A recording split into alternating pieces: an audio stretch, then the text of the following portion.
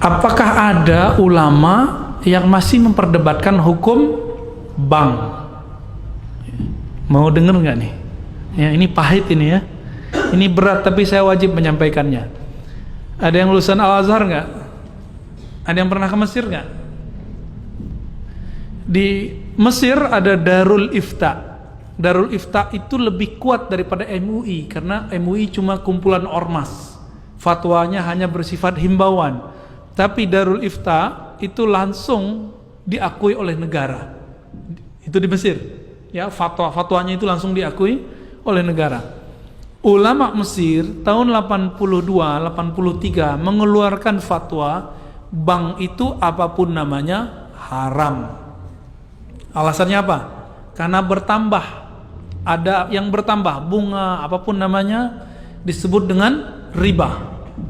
Tapi Syekh Tontowi di tahun 87, 88, 89 mengeluarkan pendapat baru, boleh, tapi pendapat pribadi. Akhirnya di tahun 90-an, 2000-an, ulama-ulama Darul Ifta dan ulama-ulama Azhar kemudian mengkaji kembali. Hasilnya tahun 2003 Darul Ifta Mesir menfatwakan bahwa bank itu halal. Gimana itu? Wah, Ustadz ini liberal lagi nih. Kalau aneh liberal, maka Al-Azhar liberal. Ada yang berani bilang Azhar liberal? Ya. Darul Ifta liberal, ada yang berani bilang itu. Nah, liberal itu bukan itu. Liberal itu yang ngomong agamanya nggak pakai kaidah, itu baru liberal namanya. Ya. Apa itu liberal? Yang ngomong agama nggak pakai kaidah. Kaidahnya tak berkaidah gitu. Ulama Darul Ifta itu rata-rata ulama Azhar semua. Apa fatwa mereka? Bank itu sudah kami kaji lama, maka kami merevisi fatwa yang tahun 80-an itu. Jadi di kalangan ulama sendiri ada revisi. Masa yang bukan ulama maksain ulama? Ustadz kadang takut sama jamaah, akhirnya Ustadz terpaksa juga ikut-ikut sama selera jamaah. Tapi kata guru kami ya, menanggapi perdebatan itu, Syekh Ali Mustafa Yaqub, Kiai Ali Mustafa Yaqub itu punya buku. Ada ikan tuna kok pilih bawal gitu. Ada ikan apa yang gede-gede itu? Ikan kakap kok pilih teri. Maksudnya apa? Udah ada bank syariah kok masih terjebak bank konvensional, meskipun ada ulama yang membolehkan bank konvensional. Jadi gimana sikap kita terhadap persoalan bank? Karena ulamanya beda pendapat, maka antum harus siap-siap beda pendapat dan beda pendapatan. Ya. Lalu ada persoalan di sini ya. Saya melihat, memandang, meneliti, mengobservasi orang-orang yang mengharamkan bank, gerakan anti riba ini nggak kafah juga. Dia gerakan anti ATM, kredit, debit, bahkan anti bank syariah. Namun masih pakai fulus rupiah. Kalau berangkat haji pakai real dan dolar. Saya mau tanya, yang mengeluarkan nilai, bukan nyetak. Kalau nyetak ada pencetaknya ya.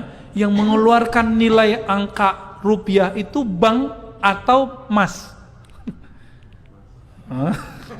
Terjebak nih, lagi serius dibuat begitu jadi keblinger ya, keblank ya. Yang buat itu bank atau bukan? Bank apa yang mengeluarkan nilainya? BI. Antum itu mengharamkan bank tapi pakai produknya, itu tanda nggak paham hukum fikih dan qawaid fikih. Dalam kaidah fikih ada sebuah kaidah at-tabi'u tabi'un. Kalau kamu mengharamkan A, maka apapun yang dihasilkan dari A haram. Kalau kita haramkan bank, maka antum haram menggunakan ATM, haram menggunakan fulus kertas atau fulus koin ataupun elektronik, haram semua. Maka beragama jangan picik.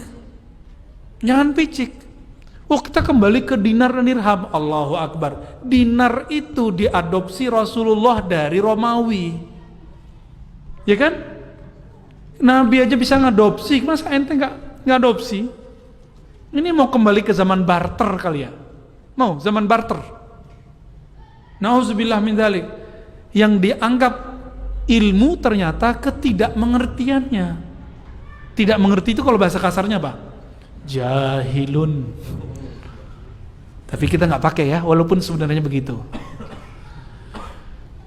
Jadi ulama kita beda pendapat. Saya sudah tanya ke MUI di pusat, ternyata MUI yang mereka masuk ke DSN, Dewan Syariah Nasional, itu ternyata pas dicek dompetnya separuh itu bank konven, tapi dia duduk di Dewan Syariah Nasional yang membawahi bank-bank syariah. Kan aneh. Iya, ternyata ulama-ulama yang yang menganjurkan bank konvensional sendiri juga belum tentu mengharamkan bank ulama yang menganjurkan bank syariah belum tentu juga menganjurkan bank. Nah, begitulah ya. Dia belum move on 100% gitu. Seandainya Indonesia ulamanya serius, ayo kita bareng-bareng tinggalkan bank syariah, bank konvensional. Hancur juga tuh. BUMN itu membawahi beberapa bank. Kalau kita tutup bank, bisa hancur negara ini.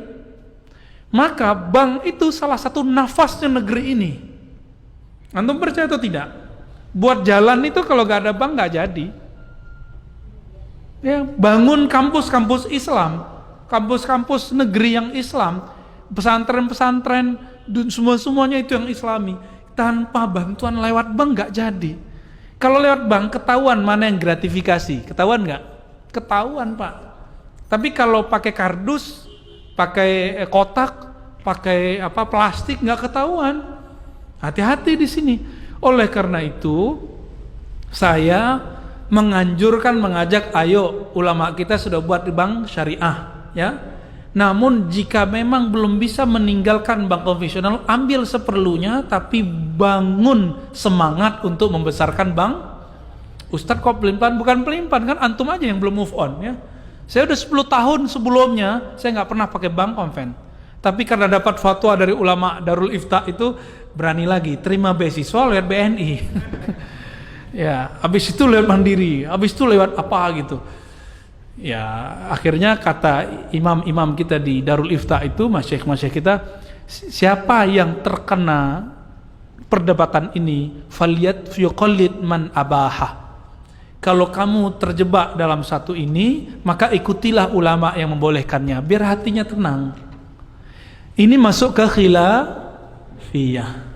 Kenapa dia khilafiyah? Karena bank tidak ada di Quran, tidak ada di sunnah, tidak ada ijma, tidak ada di. Tapi kalau riba ada di Quran, ada di sunnah, ada di ijma, ada di qiyas. Mengharamkan riba wajib.